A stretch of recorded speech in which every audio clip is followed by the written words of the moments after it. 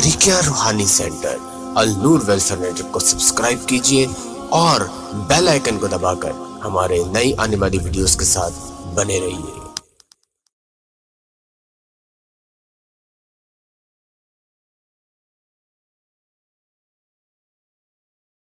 हमारे वजीर हैं, जिब्राइल और मीकाईल अलैहिस्सलाम को हमारा वजीर बना दिया था और इतलाक उस वक्त से हो चुकी है। क्या है जिब्राइल मीकाईल, तुम्हारा बादशाह वो जमीन पर बैठा है शुरू यही तो बात है, ये समझाने वाला कोई नहीं है। जो लतीफ़ा नफ्स में होगी वारदात वो ज़न्नी होगी, और जो लतीफ़ा रूह में होगी वो हकीकी होगी। सुभान। जब हकीकी होती है तो बंदा ज़बान नहीं खोल सकता। कहते हैं ना, जिसको मार्फत आई उसकी ज़बान बंद हो गई। लेकिन जब अमाल ज़न्नी में होता है, लतीफ़ा नफ्स में वारदातें होती हैं, तो वो बहक जाता है, बकने लगता है। ऐसा समझे बात। अब वो बहक गया इस मामले में। अब जबकि बात यही है, थोड़ा सा मिसाल है ये। अच्छा, अगर ये इससे बाज में आया, तौबा नहीं करी, तो गुमराह हो जाएगा यहीं पर। जैसे कि कादियानी हो गया था, गोरशाही हो गया था। यही होता है कि लतीफ़ा जब हम मुजाहिदे करते हैं ना, तो हमसे किसी न किसी लतीफ़े का कोई रुख खुलता है। इस पे लतीफ़ा नफ्स का मुँह खुल गया, जिस पर वारदातें शुरू हो गई। अब उस वारदातों में ऐसा भी होता है, आदमी ये देखता है कि भाई सारी जो है ना कायनात मुझे सजदा कर रही है, अब क्या रब हो गया था। ये मेरा इख्तिरा है दिमाग, क्योंकि मैं जिस जिक्र में हूँ उसमें कुछ न कुछ मुझ पर वारदातें होनी हैं। शैतान और नफ्स अपना दोनों काम करते हैं। लतीफ़ा नफ्स का सबसे ख़तरा जो होता है, ख़तरनाक, वो गुमराह होने का होता है। और आदमी पे वो वारदात हो जाती है, खुल जाता है, वो समझता है जिब्राइल आ गए, मीकाईल आ गए, ईसा आ गए, मूसा आ गए। वो होता कुछ नहीं है, वो ख्याल खाली उसका सब कुछ आ रहे हैं। और इसको अगर आप नफ्सियाती डॉक्टरों से बोलें ना कि भाई ये ऐसा मुझे नज़र आ रहा है, वो कहेगा भाई ये तुम्हें जो मर्ज हो गया नफ्सियाती। हाँ, वो कहेगा अपना इलाज करो तुम अपने नफ्स दिमाग का, ये तुम्हें इख्तरा हो गया है पैदा। अब वो तुम पे कुछ वो नहीं लगाएगा। ये तो इसमें जब बंदा फंस जाता है, जैसे यही लसानी को ले लें, आप फरमा रहे हैं फंस गया, तो फिर इसमें शेख पे काम होता है निकालना, या खुद नहीं? खुद तो कभी नहीं निकल सकता, इसलिए कि वो तो समझ रहा है सारी हिदायत मुझ पर ही आ गई है। आई ना समझ, यही तो गुमराह है ना। जब हिदायत आ जाती है तो वहीं तो गुमराही होती है पैदा। आई ना समझ बात। अब वहीं से कोई निकालने वाला होता है हाथ पकड़ कर कि तेरा मकसद ये मंजिल नहीं है तेरी, इधर आ जा। अब बुज़ुर्गों को जब होते थे शतयात, बुज़ुर्ग भी कहते थे, लेकिन वो शतयात होता था लतीफ़ा रूह में, जिसका नतीजा जो होता था जब वो कहते थे उसके बाद वो उससे पलट जाते थे, इनकार कर देते थे कि नहीं ऐसा नहीं है, कायम नहीं रहते थे। इसलिए कि वो हालत सकर में दावा करते, हालत सहू में इनकार करते, और फिर उसमें रहते नहीं, रुकते नहीं, आगे बढ़ जाते, भूल जाते उसको। आई ना समझ बात। अब कोई लतीफ़ा रूह में दावा करता है, कोई लतीफ़ा नफ्स में दावा करता है। गुमराह वो हो जाता है जो लतीफ़ा नफ्स में दावा कर बैठता है। हज़रत जलालुद्दीन तुर्क पानीपती, हज़रत शमशुद्दीन तुर्क पानीपती के खलीफा थे ये हज़रत जलालुद्दीन, हज़रत मखदूम अलाउद्दीन अली अहमद साबिर के पोते, यानी कि मुरीद। आप दौरान सलूक की वारदातें लिखने लगे। हज़रत बोली शाह कलंदर को मालूम हो गया, आप आपके घर पहुंच गए। आपने दरवाज़ा बजाया तो उनके वालिद थे शेख राजगीर। उनसे कहा कि भाई वो शमशुद्दीन कहाँ है, वो तो जलालुद्दीन कहाँ है। उन्होंने जलालुद्दीन जो है अंदर है। बोले बुलाओ उसको। बुलाया। बोले जलालुद्दीन कहने वो मकतूब कहाँ है जो तुम लिख रहे हो। उन्होंने कहा हज़रत ये रहे। बोले लेकर आओ सारे। वो सारे मकतूब इकट्ठे करके लिया है। उन्होंने आग लगाओ। अरे उन्होंने कहा हज़रत ये तो मेरी वारदातें और बड़ी ये तो अहम चीज़ें हैं। उन्होंने कहा जलाओ इन सबको। भी जलवा दिए सब। जब सब जलवा दिए उन्होंने कहा हज़रत ये क्या। उन्होंने कहा लोग तुझे कत्ल कर देते। उन्होंने जो लिखे अशरफ समलानी रहमतुल्लाह अलैह ने, बाज़ लिखे अपने मुकाशफात, کہ ایک ایسی قوم کا حضرت جو ایک ٹانگ اتنی دن کی، ایک ٹانگ کو ادھر ادھر کے چل رہی تھی، اور یہ اس قسم کے انہوں نے بہت لکھے ہیں۔ ہاں یہ جو مشاہدات ہیں یہ لطیفہ روح کے مشاہدات ہیں۔ اچھا اب اس میں وہ مشاہدہ تو لکھیں گے لیکن کوئی دعویٰ نہیں کریں گے۔ 18,000 عالم ہے، کوئی بھی عالم منکشف ہو سکتا ہے۔ اب سارا عالم تو ہم نے نہیں دیکھا، اب جو ہم پہ منکشف ہوگا وہ ہمارے لیے نئی بات ہوگی، ہم نئی بات کہیں گے۔ لیکن اگر ہم اس پر دعویٰ کرنے بیٹھ جائیں، یہی کمال ہے کہ حضرت باعث بستامی رحمۃ اللہ علیہ کے لیے حضرت جنید بغدادی رحمۃ اللہ علیہ فرماتے ہیں کہ میں 18,000 عالم دیکھتا ہوں۔ کہتے ہیں میں 18,000 عالم دیکھتا ہوں لیکن ان میں بایزید کو کہیں نہیں پاتا۔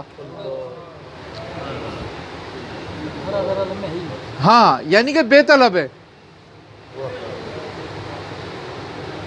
آپ باعث بستامی رحمۃ اللہ علیہ دعویٰ کرتے ہیں کہ میں نے 40 برس تک خدا سے جو کچھ مانگا وہ خدائی کو مانگا۔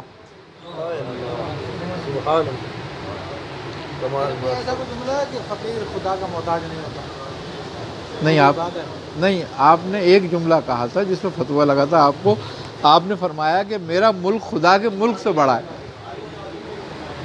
یہ تو بس جنرلی پوچھ رہا ہوں کہ میرے پاس کسی نے پوچھا کہ الفقیر اللہ یحتاج الی اللہ، اس کا کیا معنی ہے؟ میں نے کہا میرے کا جملہ صحیح نہیں لگتا، الفقیر اللہ یحتاج الا الی اللہ ہے کہ فقیر صرف اللہ کا محتاج ہوتا ہے۔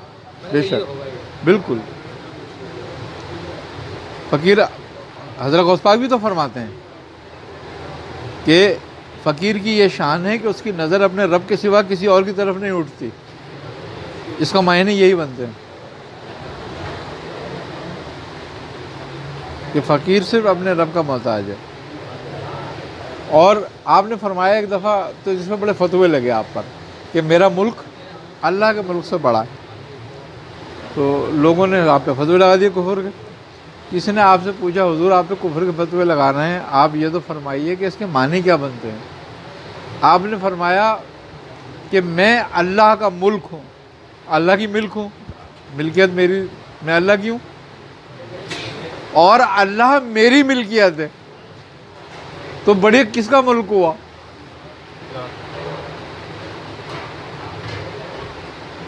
تو اس طرح کی باتیں ہوئی ہیں، لیکن بات یہ ہے کہ باتیں وارداتیں ہوتی ہیں، شتیات میں ہے، لیکن اس پہ دعویٰ کرنا حرام ہے۔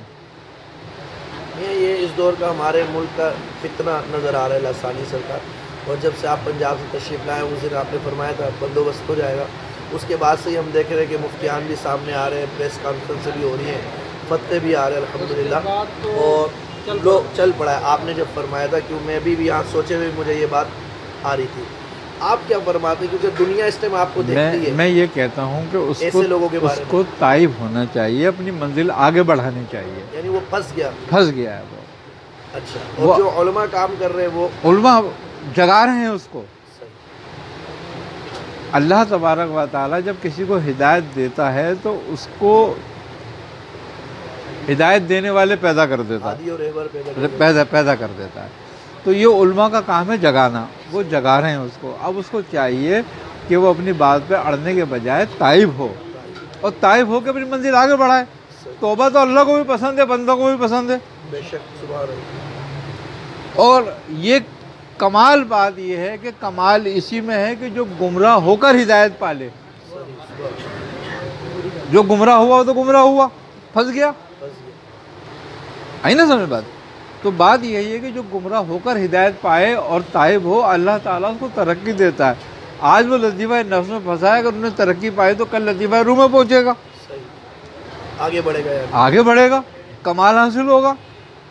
تو بات یہی ہے کہ اس کو اپنے دعوے نہ کرے، اس کو مشاہدے اور اس کو وہ کچھ بھی ہوں، لیکن اس کا دعویٰ کوئی نہ کرے، نہ اس کو ظاہر کرے، بلکہ بزرگ تو فرماتے ہیں کہ اپنی وارداتوں کو ایسے چھپاؤ جیسے عورت اپنے کپڑے کو چھپاتی ہے، اس کو ظاہر نہیں کرتے۔ ظاہری فتنہ ہے، اور ظاہر کرنے سے فتنہ پیدا ہوتا ہے۔ کچھ لوگ ہاں کریں گے، کچھ انکار کریں گے۔ جو ہاں کریں گے وہ تمہاری واہ واہ کریں گے، تمہیں متکبر کر کے پھنسا دیں گے اس میں، اور جو تمہیں نعمت حاصل ہونے والی ہے وہ بھی ضائع ہوگی۔ تو میں تو یہ کہتا ہوں کہ ایک سالک آدمی ہے، ایک سلوک پہ تھا، اچھا تھا، اپنے کام میں لگا ہوا تھا، کام کر رہا تھا، لیکن پھنس گیا، گمراہ ہو گیا۔ اللہ تعالیٰ اس کو نفس کے شر اور شیطان کے شر سے محفوظ کر کے آگے بڑھائے، اور اللہ تعالیٰ اس کو تائب ہونے کی توفیق دے۔ ایک سوال اور آخری کہ یہ پھنسنے کی بھی کوئی وجہ ہوتی ہے کہ بندہ پھنس جائے، کیا وجہ ہوتی ہے؟ پھنسنے کی وجہ جو ہے وہ انانیت ہوتی ہے، یعنی تکبر ہوتا ہے۔ وہ یہ بات ہوتی ہے کہ میں یہ وارداتیں لوگوں کے درمیان بیان کروں گا، میرا مرتبہ بڑھے گا۔ فقیر کا کوئی مرتبہ نہیں ہوتا، فقیر کا مرتبہ تو ابدیت ہے بس۔ جب تک وہ مقام ابدیت میں ہے جب تک اس کا مرتبہ ہے، باقی وہ فرشتہ بن جائے تو اور گر گیا، شیطان بن گیا تو اس سے بھی گیا۔ تو مقصد یہ ہے کہ فقیر کا مقام جو ہے مقام ابدیت میں ہی ہے بس۔ کیوں کہ ابد کتنا ہی عروج کرے وہ ابدی رہے گا، اور رب کتنا ہی نزول کرے وہ رب رہے گا۔ دونوں کے مقام اپنی اپنی جگہ ہی رہیں گے ہمیشہ۔ تو بہتر ہے، ابد کو چاہیے کہ مقام ابدیت میں ہی رہے، اسی میں ہی فلاح ہے، اسی میں ہی نجات ہے، اور اسی میں ہی ترقی ہے۔ اب اللہ اپنے بندے سے تو کہہ رہا ہے کہ الیس اللہ بکاف عبدہ، کہ کیا اللہ اپنے بندے کو کافی نہیں ہے؟ اب تو ادھر ادھر کی وارداتیں دیکھ رہا ہے تو اس سے بہتر ہے اپنے رب کو دیکھ۔ آئی نا سمجھ بات؟ چاہے موسیٰ کو دیکھ، عیسیٰ کو دیکھ، جس کو بھی دیکھے، وہ جس طرح بھی دیکھے، وہ اپنے اس کے معاملات ہیں، ٹھیک ہے، ہوتے ہیں، سلوک ہے، یہ سلوک میں ہوتے ہیں معاملات، بالکل ہوتے ہیں، لیکن ان کا ظاہر فساد ہوتا ہے، ان کا ظاہر کرنا، اور گمراہی ہوتی ہے، خود بھی گمراہ ہوگا اور گمراہ گر ہو جائے گا، اس کے ہاں اس کے مریدین اس پر اپنی پھر وارداتیں بیان کرنے لگیں گے، ہاں وہ اس سے بڑے ہو جائیں گے، تو سلسلہ گمراہی کا چلتا رہے گا۔ لہٰذا بہتر بات یہ ہے کہ ہمیں کہ تائب ہوں، اللہ تعالیٰ ہمیں معاف کرے، ہمیں توبہ کی توفیق ہر وقت دے، اور ان فسادوں سے نکلنے کی توفیق دے۔ علماء کا کام جگانا ہے، علماء جگاتے رہیں جب تک وہ جاگ نہ جائے۔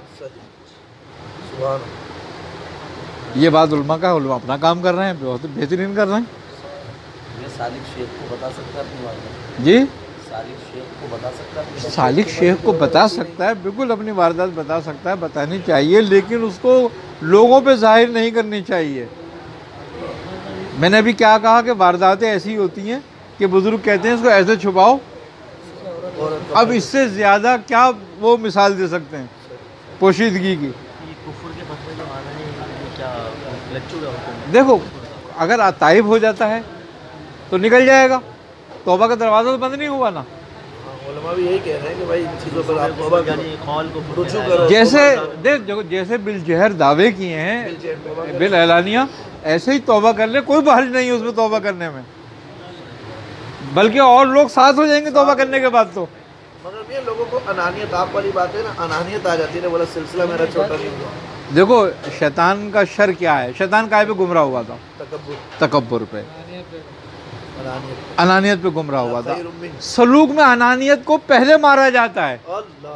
سالک وہ ہے جو انانیت کو ختم کر دے، اور جس سے بات سے بھی اس کا مرتبہ اور مقام ظاہر ہو، چاہے وہ حقیقی ہو، اس کو پوشیدہ کر دے، تاکہ خلق میں اس کا مرتبہ مقام ظاہر نہ ہو، بلکہ اس کا اللہ اس کے مقام کو خود ظاہر کرائے لوگوں سے۔ جب یہ پوشیدہ کرتا ہے، اپنے مرتبہ مقام کو چھپاتا ہے، تو اللہ کی نظر میں معتبر ہوتا ہے۔ دیکھو مقام جو بھی ہو تمہارے رب کی نظر میں ہو، خلق کی نظر میں تھوڑی۔ اگر خلق کی نظر میں تم مقام بنانا چاہتے ہو تو تم ہم ریاکار بھی ہو اور متکبر بھی، سالک نہیں رہے۔ لیکن جب تمہارا مقصد اپنے رب کی نظر میں آنا ہو تو تم خلق میں اپنا مقام نہیں بناتے، اپنی وارداتیں اسی لیے خلق میں نہیں پیش کی جاتی تاکہ ہمیں کوئی معتبر نہ سمجھنے لگے، ہمیں کوئی افضل نہ سمجھنے لگے۔ یہ کراماتیں، یہ وارداتیں، یہ خواب، یہ سارے سنانے کا مقصد یہ ہے افضل بنانا کسی کا، اور خلق جس کو افضل کرتی ہے وہ اسفل السافلین ہے، افضل وہی ہے جس کو رب افضل کرتا ہے، اسی لیے تو کہا وَرَفَعْنَا لَكَ ذِكْرَكَ، ہم نے آپ کا ذکر بلند کیا ہے، رب نے بولا ہم نے آپ کا ذکر بلند کیا ہے۔ اصل بلندی یہ ہے، آئی سمجھ بات؟ آپ سرکار عالم نے کبھی دعویٰ کرا کہ میں رب کے لیے کیسا ہوں؟ آپ نے فرمایا انا عبد، کہ میں عبد ہوں اس کا، میں بندہ ہوں اس کا۔ رب فرماتا ہے، تعریفیں کرتا ہے، کبھی یا ایھا المزمل، کبھی یا ایھا المدثر، کبھی یاسین۔ خوبی کی بات یہ ہے، رب سرکار عالم صلی اللہ علیہ وسلم سے اتنی محبت کرتا ہے کہ آپ کو القاب سے پکارتا ہے، آپ کا نام لے کے نہیں پکارتا۔ یہ رب کی محبت ہے، تو رب اپنی محبت ظاہر کرتا ہے نا۔ تو اب رب نے بندوں میں اپنی محبت ظاہر کری ہے، الا ان اولیاء اللہ کہہ کر کہ یہ اللہ کے دوست ہیں۔ تو اب اس سے زیادہ کسی بندے کو اور کیا مقام دے سکتا ہے کون، کہ جب رب کہے کہ میرا دوست ہے۔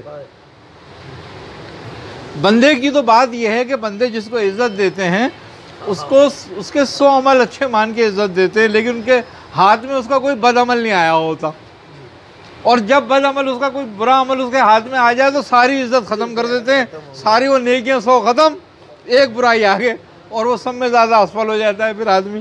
یہ ہے خلقی عزت اور افضل، اور جس کو خالق عزت دیتا ہے اس کو عزت ہی دیتا ہے، بس پھر وہ اس کے لاکھوں کروڑوں اربوں گناہوں کو پوشیدہ کر دیتا ہے لوگوں سے۔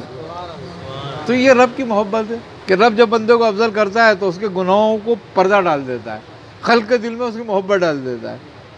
تو آپ اس کو یہی مشورہ دیتے ہیں لسانی سرکار کو کہ توبہ کر لے، توبہ کر لے، اس کے مدارج بلند ہوں گے، اور اللہ اس کے مدارج بلند کرے توبہ کر کے، کہ یہ تائب ہو، اس فساد سے نکلے، خود بھی نکلے، لوگوں کو بھی نکالے، اور امت کو فتنے سے بچائے۔ امت کو فتنے سے بچائے۔ کہیں ایسا نہ ہو کہ وہ خود ہی جو اپنے آپ کو سالک کہہ رہا ہے اور نبی کریم صلی اللہ علیہ وسلم کا اپنے آپ کو محبوب کہہ رہا ہے، وہ کہیں محبوب کی امت کو گمراہی میں نہ ڈال دے۔ تو جتنے بھی جو سرکار عالم صلی اللہ علیہ وسلم کے چاہنے والے تھے، محب تھے، ان کا کام تو امت کو گمراہی سے بچانا رہا ہمیشہ۔ وہ یہی صحیح کرتے رہے ہمیشہ کہ نبی کی کوئی امتی جہنم کی طرف نہ جائے، یہی وہ رب سے التجا کرتے رہے اسی بات کی۔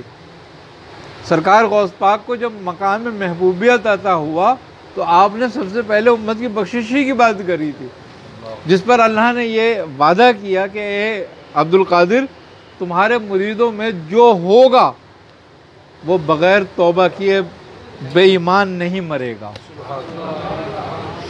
ساری عمر وہ کچھ بھی کرے لیکن بے ایمان نہیں مرے گا جو قادری ہوگا۔ آپ نے فرمایا جو میرے ہاتھ پہ کہا نہیں، جو تمہارے خانوادے سے ہوگا، قیامت تک جو تمہارے مرید اپنے آپ کو مرید کہتا رہے گا۔ کسی نے شیخ عبد القادر جیلانی سے پوچھا کہ حضرت آپ یہ فرمائیے کہ جو آپ کے ہاتھ پر مرید ہوگا کیا وہی قادری ہوگا؟ آپ نے فرمایا نہیں، جو قیامت تک آئے گا اور مجھ سے محبت رکھے گا، جو میرا دعویٰ کرے گا کہ میں قادری ہوں، وہ قادری ہوگا۔ جو میرا نام لے کر پکارے گا کہ میں قادری ہوں تو میں اس کی ضمانت لیتا ہوں۔ آپ سرکار تو یہ اللہ کے محبوب تھے نا، انہوں نے صرف کیا مانگا تھا؟ ہدایت خلق کے لیے، کہ یہ گمراہ نہ مرے، نبی کی کوئی امتی دوزخ میں نہ جائے، بے ایمان نہ مرے، کیونکہ بے ایمان مرنا ہی کافروں کے ساتھ ہو جانا نا، جہنم میں جانا ہے۔ ایمان کی کیوں دعا مانگی؟ تو پھر اگر تو اللہ اور اس کے رسول سے محبت رکھتا ہے اور اپنے آپ کو محبوب ہونے کا دعویٰ کرتا ہے تو تجھے چاہیے کہ اپنے عمل سے، اپنے کردار سے، اپنے معاملات سے، اپنی زبان سے لوگوں کو بچائے ہدایت کی طرف لائے، گمراہی سے بچائے اپنے ہر عمل سے۔ اگر کہ میرا کوئی عمل ایسا بھی ہو کہ جس سے لوگ گمراہ ہو رہے ہوں تو مجھے چاہیے اس سے تائب ہو جاؤں اور بالاعلانیہ تائب ہوں تاکہ لوگ بھی اس سے توبہ کریں۔ تو بات یہی ہے، ہمیں چاہیے اس بات کا، اور ہر سالک کو یہ بات چاہیے کہ اپنی وارداتوں کو وہ پوشیدہ رکھے، اپنے تک رکھے، بس لوگوں میں نہ بیان کرے اس کو۔ جب اللہ نے کوئی مقام دینا ہوگا، سورج نکلتا ہے تو اعلان نہیں کیا جاتا کہ سورج نکل آیا ہے، چڑھتا ہے تو سب دیکھ لیتے ہیں، اپنے آپ ہوتا ہے۔ تو سورج خود اپنی دلیل آپ ہے۔ تو اس لیے جو ہے نا، اللہ تعالیٰ ہمیں ہدایت دے، ہم سب کو ہدایت دے بس۔